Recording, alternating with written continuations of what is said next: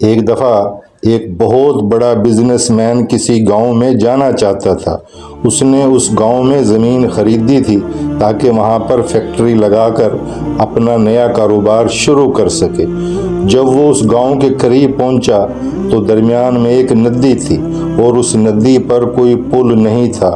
وہ پریشان ہو کر ندی کے کنارے کھڑا ادھر ادھر دیکھنے لگا کہ کیسے گاؤں میں پہنچا جائے، تو اس کی نظر ندی میں ایک کشتی پر پڑی جس میں ایک ملاح بیٹھا ہوا تھا۔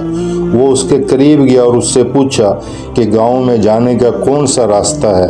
تو اس ملاح نے کہا کہ صاحب، اگر آپ نے سڑک کے ذریعے جانا ہے تو پھر آپ کو لمبا سفر طے کر کے جو تقریباً 8 گھنٹے کا ہے پھر آپ گاؤں میں جا سکتے ہیں، اور نہیں تو میں آپ کو اپنی کشتی سے گاؤں میں پہنچا سکتا ہوں جس کا راستہ صرف 20 منٹ ہے۔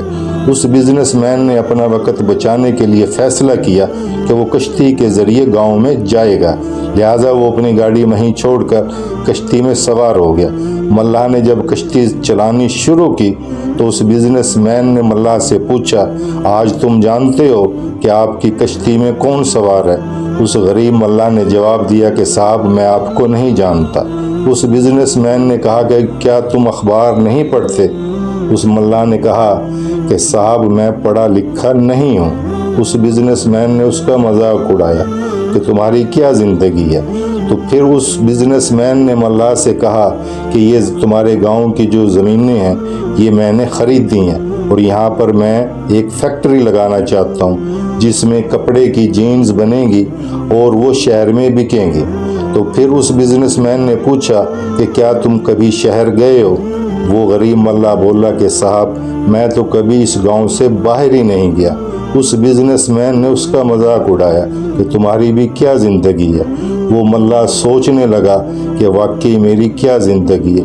جو ہی اس کی سوچ تھوڑی پریشان ہوئی تو اس پریشانی کے عالم میں اس کا دھیان کشتی چلانے سے ہٹا تو کشتی ایک پتھر میں جا لگی، اور اس پتھر میں لگنے کی وجہ سے کشتی ہچکولے کھانے لگی اور کشتی میں پانی بھر گیا۔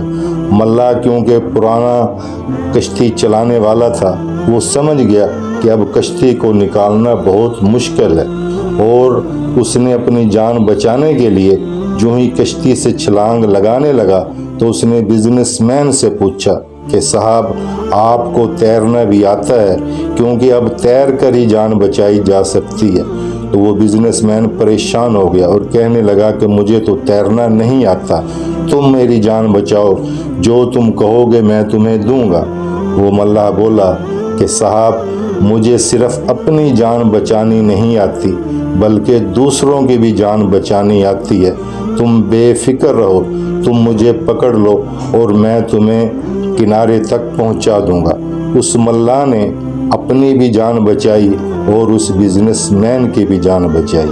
اس کہانی سے ہمیں سبق ملتا ہے کہ ہم کسی کا مذاق اڑانے سے پہلے یہ یاد رکھیں کہ پتہ نہیں کس وقت ہمیں اس مذاق اڑانے والے کی ضرورت پڑ سکتی ہے۔ اچھی بات کو دوسروں تک پہنچانا بھی صدقہ جاریہ ہے۔